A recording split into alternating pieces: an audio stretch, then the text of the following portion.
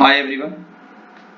Today we are going to pick few case studies from chapter 1, class 12, CBSE, Nature and Significance of Management. कुछ ऐसे case studies को हम लोग pick करेंगे जो रिलेवेंट हैं, जिनकी फ्रीक्वेंसी बहुत ज्यादा है। ऐसे टॉपिक पिक करेंगे जिनकी फ्रीक्वेंसी बहुत ज्यादा है केस स्टडी के थ्रू आने की। तो पहला टॉपिक आ रहा है इफेक्टिवनेस और एफिशिएंसी।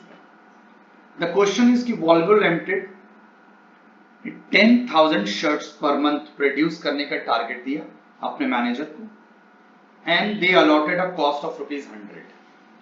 प्रोडक्शन मैनेजर ने इस टारगेट को अचीव कर लिया 90 रुपीज पर शर्ट पे। अब पूछ रहा है कि प्रोडक्शन मैनेजर इफेक्टिव है या नहीं है। आपको ये बात जरूर रिकॉल होनी चाहिए कि इफेक्टिवनेस इज ऑलवेज जज on the basis of time, और एफिशिएंसी के लिए हम लोग कौन सा क्राइटेरिया यूज करते हैं? कॉस्ट या इनपुट। अब यहां पर अगर आपसे क्वेश्चन पूछा है कि प्रोडक्शन मैनेजर इफेक्टिव है या नहीं, तो आपको सिर्फ इतना देखना है कि प्रोडक्शन मैनेजर ने उस प्रोडक्शन को टाइम पर कंप्लीट किया या नहीं। टाइम पर कंप्लीट हो गया, इसकी इंफॉर्मेशन है क्वेश्चन में, तो डेफिनेटली आंसर में आपको लिखना होगा कि yes, the production manager is effective because he has completed the task and achieved the goal of producing 10,000 shirts. Additionally पूछा नहीं है, but additionally आप ये भी बता सकते हैं कि वो efficient है कि नहीं। कॉस्ट जो उससे टारगेट में दी गई थी, it was 100 rupees per shirt. उसने जो प्रोडक्शन किया वो 90 रुपीज पर शर्ट पे था। इट सिंपली मीन्स कि वो एफिशिएंट भी है क्योंकि उसने कॉस्ट कम लगाई। तो अगर इनपुट कम लग रहा है और आउटपुट सेम हो रहा है कम इनपुट में, तो इसे भी एफिशिएंसी कह सकते हैं। अगर सेम इनपुट में ज्यादा आउटपुट आ रहा है तो उसे भी एफिशिएंसी कह सकते हैं। कॉस्ट कम लग रही है, उसे भी एफिशिएंसी कह सकते हैं। ये सारे एग्जांपल एफिशिएंसी के हो सकते हैं। But basically I still remind you, question में इफेक्टिवनेस पूछा था, तो स्पेशली जो चीज पूछी गई है, बी प्रोफेशनल। जितना पूछा गया उससे कम नहीं लिखना है। एक्स्ट्रा लिखने से आपका टाइम लैप्स हो सकता है, इसलिए टू द पॉइंट लिखिए, एक्स्ट्रा लिखने की जरूरत नहीं। Question number 2। सोनाली एक मैनेजर है, large manufacturing garment of a kids. She plan, क्या प्लान किया? उसने अगस्त के मंथ में ही प्लानिंग स्टार्ट कर दी विंटर कलेक्शन की।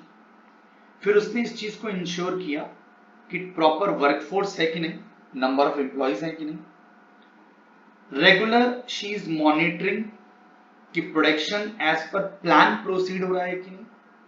और लास्ट में उसने मार्केटिंग डिपार्टमेंट को प्रमोशनल और एडवर्टीजमेंट कैंपेन के लिए इनिशिएट करने के लिए कहा। Question is identify and explain the concept of management. Concept कौन सा चल रहा है? अब आपको हेडिंग्स बहुत क्लियर होनी चाहिए। सिग्निफिकेंस ऑफ मैनेजमेंट में क्या है, फीचर्स में क्या है, कोऑर्डिनेशन में क्या है, ऑब्जेक्टिव्स ऑफ मैनेजमेंट में क्या है, फंक्शंस ऑफ मैनेजमेंट में क्या है। ये चीजें आपको कॉन्सेप्चुअली क्लियर होनी चाहिए कि किस हेडिंग में किस चीज के बारे में बात की गई है और उसकी बेसिक, उसकी मेन हेडिंग क्या है और सब हेडिंग्स क्या है। तो यहां पर पूछ रहा है कॉन्सेप्ट ऑफ मैनेजमेंट। ट्रिक है छोटी सी कि कॉन्सेप्ट ऑफ मैनेजमेंट अगर वर्ड आ रहा है तो फर्स्ट चैप्टर में उसका आंसर होता है कोऑर्डिनेशन। और आपने पढ़ा होगा coordination is essence of management. Essence of management क्यों कहते हैं उसे? क्योंकि कोऑर्डिनेशन हर लेवल पर इंपॉर्टेंट होता है, टॉप मिडिल लोअर, हर फंक्शंस में जरूरी होता है, planning, organising, staffing, directing, controlling, सब में। तो इसलिए हम उसको कहते हैं एसेंस ऑफ मैनेजमेंट। यहां पे सब कुछ हो रहा है, प्लान, रेगुलर मॉनिटरिंग मतलब controlling, instruction to the marketing department means directing.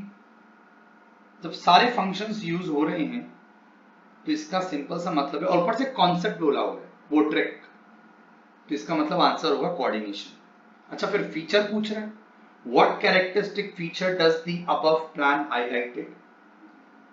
क्योंकि इसमें सारे फंक्शंस के बारे में बात की गई है, इसलिए आपका आंसर होना चाहिए कि जो कोऑर्डिनेशन है वो कंटिन्यूअस प्रोसेस है।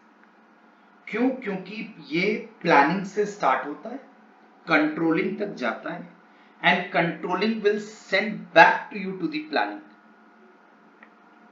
तो ये सारे प्रोसेसेस के बारे में एक्सप्लेन कर रहा है, फंक्शंस के बारे में एक्सप्लेन कर रहा है, इसलिए आपका आंसर होगा coordination is a continuous process.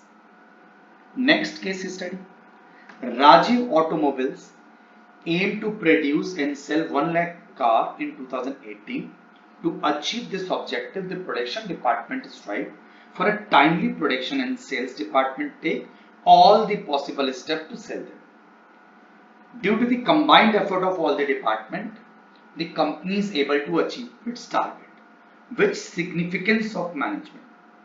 मैंने आपको भी पहले बताया कि आपको बहुत क्लियर होना चाहिए कि कौन सी हेडिंग में क्या क्या टॉपिक और सब हेडिंग्स हैं, उनकी हेडिंग्स भी, डार्क पॉइंट्स भी याद होनी चाहिए, और प्लस साथ में आपको उसकी थोड़ी एक्सप्लेनेशन भी याद होनी चाहिए। हम थोड़ी एक्सप्लेनेशन इसलिए बोल रहे हैं क्योंकि केस स्टडी में आपको बहुत एलोबरेट नहीं करना पड़ता, वो सब्जेक्टिव क्वेश्चन के लिए जरूरी है। इसलिए अभी हम केस स्टडी के बारे में बात करें तो हम यही आपको सजेस्ट करेंगे कि आपको उसका जस्ट क्रक्स, उसके मेन कंटेंट, कॉन्सेप्ट पता होना चाहिए कि किस क्या हेडिंग है, उसकी सब हेडिंग्स क्या हैं, डार्क पॉइंट्स क्या हैं, उसके एक्सप्लेनेशंस क्या हैं। अब सिग्निफिकेंस की आपको हेडिंग्स याद होनी चाहिए, क्योंकि जैसे ही आपसे सिग्निफिकेंस आइडेंटिफाई करने के लिए बोला है, अब आपको आपके दिमाग में सारे के सारे सिग्निफिकेंस एक साथ दौड़ने चाहिए।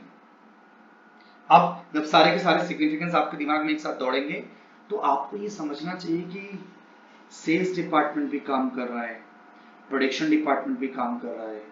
फिर एक लाइन और लिखी कि due to the combined effort of all the departments, इसका मतलब सब अपने अपने टारगेट पे काम करने में लगे हैं, यानी ये सब फोकस है किस चीज के लिए? ग्रुप गोल्स को अचीव करने के लिए, ग्रुप गोल्स को अचीव करने के लिए। तो हेडिंग बन गई management help in achieving group goals, और ये हेडिंग आपको आपकी बुक में मिलेगी। आप उसको पढ़ेंगे जब उसके कंटेंट को, तो आप और ज्यादा रिलेट कर लेंगे कि केस स्टडी का यही आंसर क्यों है।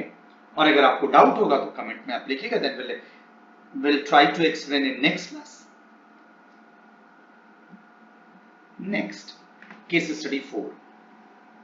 The manager of a Beta Limited is very efficient, effective, and make sure that all the employees of work in this team perform the task on time and with a minimum cost. His main focus is on a cost reduction, so he never listened to the demand of a worker for increasing wages. He even does not give opportunity to worker for promotion. As a result, the worker started becoming frustrated and disheartened all the time. Which objective? Now, अब आपको objective clear होना चाहिए। Objective of management 3 होते हैं, organisational objective, personal and social. Organisational objective में 3 होते हैं, first is survival, then profit, then growth. It's a logical sequence. अगर आप कभी भी एग्जाम में मेंशन करें ऑब्जेक्टिव तो इसी सीक्वेंस में मेंशन कीजिएगा। Then personal objective and then social. यहां पे बात किसके बारे में हो रही है? वर्कर के बारे में। अगर वर्कर से रिलेटेड कोई भी इश्यूज हैं, एम्प्लॉय से रिलेटेड इश्यूज हैं, एम्प्लॉय की कोई ग्रीवियंसेस हैं, तो इसका मतलब पर्सनल ऑब्जेक्टिव के बारे में बात हो रही है। So answer is personal objective of the manager. Last case study of this part, Generation X Fashion is planning to launch a casual wear for the college student in a year time to extend its product line. At present, the company has reduced their price for the formal wears by 10% to retain existing market share. Existing market share. Give the suitable reason, identify the, again the question is objective of management. कौन सा objective? Personal तब होता जब employ के बारे में बात होती, अगर सोसाइटी एट लार्ज के बारे में बात होती तब होता सोशल ऑब्जेक्टिव, यहां बात कंपनी के बारे में हो रही है। कंपनी एक नया प्रोडक्ट लॉन्च कर रही है। 3 तरह के ऑर्गेनाइजेशनल ऑब्जेक्टिव होते हैं, survival, profit and growth. Company एक नया प्रोडक्ट लॉन्च कर रही है। नया प्रोडक्ट लॉन्च करना, मशीनें नई खरीदना, नंबर ऑफ एम्प्लॉइज का इंक्रीज होना, नंबर ऑफ ब्रांचेस का इंक्रीज होना, ये सब ग्रोथ के साइन है। तो यहाँ पर प्रोडक्ट है, इसका मतलब ग्रोथ तो है ही। इसका मतलब यहाँ पर ऑर्गेनाइजेशनल ऑब्जेक्टिव के बारे में बात चल रही है। फिर कंपनी ने अपने फॉर्मल वियर का प्राइस 10% से रिड्यूस कर दिया। क्यों किया? एग्जिस्टिंग मार्केट शेयर को रिटेन करने के लिए। अगर कंपनी को प्राइस रिड्यूस करना पड़ रहा है एग्जिस्टिंग मार्केट शेयर को रिटेन करने के लिए, इसका मतलब कहीं ना कहीं सर्वाइवल खतरे में है और दूसरी कंपनियों को कंपीट करने के लिए कंपनी ने इस स्ट्रैटेजी को यूज किया है। तो इसका मतलब सर्वाइवल और ग्रोथ इसलिए क्योंकि नया प्रोडक्ट लॉन्च हो रहा है, सर्वाइवल इसलिए क्योंकि कंपनी अपने एग्जिस्टिंग मार्केट शेयर को रिटेन करना चाह रही है। तो इसके 2 आंसर हैं, एक तो ग्रोथ और दूसरा प्राइस का रिड्यूस करना। इस तरीके से आपको रिप्रेजेंट करना चाहिए अपना answer. Today we have covered 5 case studies from chapter 1, Nature and Significance of Management. We'll continue and we'll upload few parts of the case study from this same chapter so that we can cover almost all the topic from this chapter. So we'll upload the next case study part 2 of the same chapter very soon. Till then आप इस सारी case study को revise करते रहो। Gradually will upload 5 case studies every part. और अगर आप regular इसको कंटेंट को वॉच करते रहोगे, आंसर्स देखते रहोगे, then you will become capable of answering any kind of case study from the different chapter. Thank you so much.